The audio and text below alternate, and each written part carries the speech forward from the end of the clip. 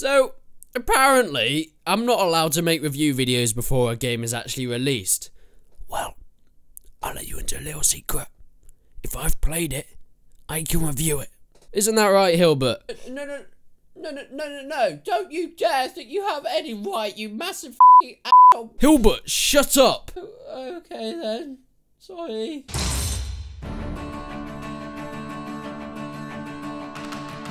Mordhau is an up-and-coming multiplayer medieval fighting game with a prominent aspect of skill-based competitive play and customization. It features a deep, fluid combat system emphasizing sword fighting techniques such as feinting, redirection, and alternative use of weapons. It will also feature ranged weapons, siege engines, and mounted combat. Whoa, that sounds pretty rad. The game was of course funded by a Kickstarter. This means it's already got a decent fanbase behind it, much like games such as Kingdom Come Deliverance. Combat is really nice and smooth. It's very fluent the way you attack enemies, and especially if you get these cool parries and chambers in there as well. Blocking and attacking can be done in fluid motions if you time it right. This means it's also very rewarding, getting those strikes on point, and especially when your enemy's ragdoll kicks in as you slice their facial arteries off. I don't know if there's any arteries actually in the face. You know what I meant, so you can shut up. Yep, I get it a lot, I know. That's because no one actually likes you. Like, I don't even know why you show up in my videos. It's not my fault your videos are terrible without me. Hey, less of that. Come on. You're acting like some of the people that comment on my videos. The combat in the game is pretty simple to understand, there's nothing too complex about it, but it is a very hard to master system. This means that timing is key. It's probably the most important thing of the whole game. If you get the timing right, you'll be able to get your kills and win your duel. There's no directional blocking like games of Mount and Blade or of Kings and Men. Used to be. Or Kingdom Come Deliverance. But to compensate for that, they've made timing exactly key. You have to get it exactly on point. It can't be a millisecond on or off point. If you get it slightly wrong, you're not going to be blocking, or you're not going to get the attack in on the enemy.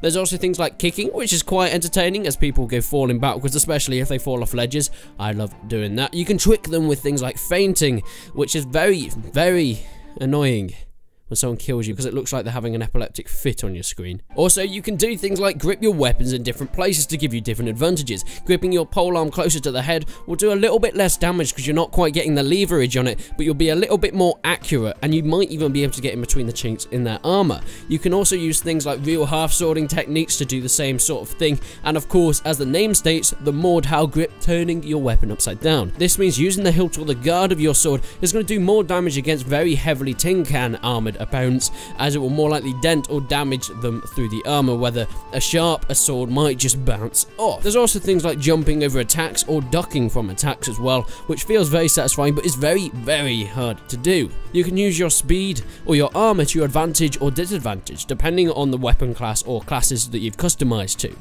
Throwing weapons, of course, are in there. I love throwing weapons, probably my favourite aspect of the game. It's very nice when you're in a duel with someone and using a feigned retreat to run away from them and they chase you down and suddenly you spin around and throw a knife into their eye socket. That is very satisfying, although I wouldn't recommend doing it in real life, as I have learnt the hard way.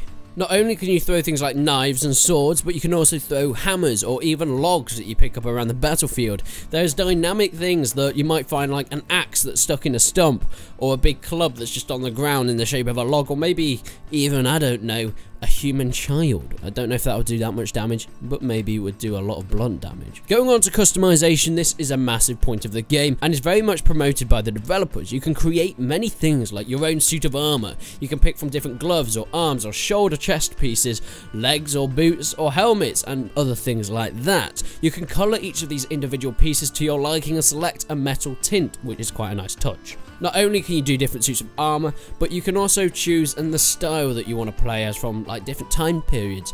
For example, you can make your gear more altered towards a Viking. May it be a historically accurate Viking or a typical film Viking with all those good furs and those bloody backscabbers. Or do you want to be a crusader? Take back the Holy Land. Deus Volt into battle. Wait, is it offensive saying God wills it? Is that blasphemy? I don't even know anymore. Oh well, Crusaders, you do your thing. Not only can you go into melee with your swords, stabbing with your polearms or your hammers, you can get in there with some archery as well and get some long-range combat, annoying people from the edges of the battlefield. The amount of customization is vast, changing colours, crests, what primary, secondary, or even ternary tools and things you can be taking into battle. You can decide between light or a heavy class, or how you want to mix between that, maybe a medium class in there getting the best of both worlds. Personally, I like to play with a fast rapier and light armor such as leather or cloth. I know it doesn't give me much armor against people, but it's good for running away, and as I am a big fan of the French, I love to run away. But not only do I have this light rapier, but I also have multiple throwing knives that I can whip out at any moment, which can get me out of a sticky situation if I need to. I did mention before that you can change the tinting of the armor, so you can make it look more aged or make it look newer depending. The amount of customization is absolutely colossal. It goes to no end. If you like things where you've got a lot of customization options, this is definitely a game you want to be trying and looking at. Every aspect is covered, and it will make for some cool clan battles with colours and custom crests for each team. Going to battle with your clan's crest will make you stand out from the crowd. You can also smith your own sword out of individual pieces, picking from blades, crossguards and grips. Or maybe you want something like a mace, where you can do that, picking a head or a handle and choose some wood type that will have its own advantages and disadvantages in the battle, and also will look nice and sexy.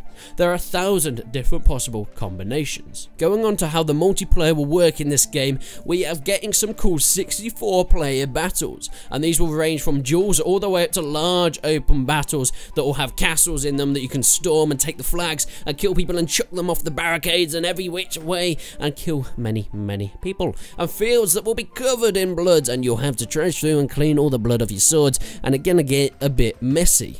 But in the version that I've been playing, which is the pre-alpha version, there isn't anything like this at the moment, but of course we have seen gameplay, we have seen stuff that the full game will have these sieges and larger scale warfare that will have artillery and cavalry alike to support the infantry on the ground.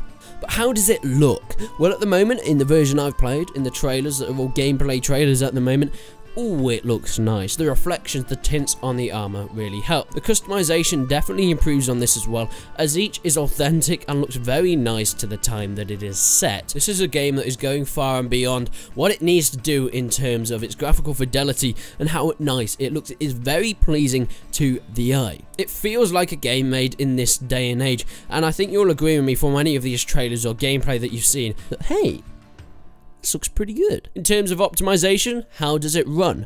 Well, playing it on my computer, on my older computer, sorry, not the one I've got right now, it worked absolutely flawlessly. I was getting over 60 FPS all time on the high settings on an i5 4690K and a GTX 960. Yes, now I've upgraded to a 1080 Ti and an i7 7700K, so there isn't any problems at all. It just runs a lot better with that. But in terms of optimization, I think it's going to be very easy to play, especially with people with not necessarily really low end systems, but with lower end systems. So there's something pretty interesting about optimization and the system requirements in order to play it. Now, the lead developer, Marox, who I have talked to quite a lot, he's a lovely lad, but he is making this game on, to be fair, a fairly outdated card. He's doing it on the GTX 560, which, that's a pretty old card, which means that he's forcing it to be optimized for games with PCs and lower specs to hit above 60 FPS all the time. So this is going to be a very well optimized game. So even if you do have these lower end systems, you needn't worry. And of course, RGB does definitely help. And finally, when is this game coming out? Well, it's set to release in March of 2018. I know, not too far away. We've got a pretty good 2018 coming up. We've got Kingdom Come Deliverance early February, and then we've got Mordhau in early March. I can't wait to get my hands on it. And overall, I would definitely recommend you guys going and checking this out. Since it's only multiplayer at the moment, maybe they're planning on doing single player in the future, I don't think it's going to be a terribly expensive game. And it's going to be one of those games that you can go on, you can have a lot of fun playing with your mates, and maybe even setting up some tournaments and clan battles like that. I'll definitely be seeing and looking into what I can do in terms of setting up clan battles and having some cool tournaments and maybe some prizes as well. But other than that, guys, thank you so much for watching the video. If you want to see more videos on Mordhau, make sure you leave that comments in the description. No. Make sure you leave those comments in the comment section, and of course hit that subscribe button and smash that like button. You just gotta smash it. No, don't smash the like button, that's too cringy. But nonetheless, guys, thank you for watching, and until then, I will see you in the next one.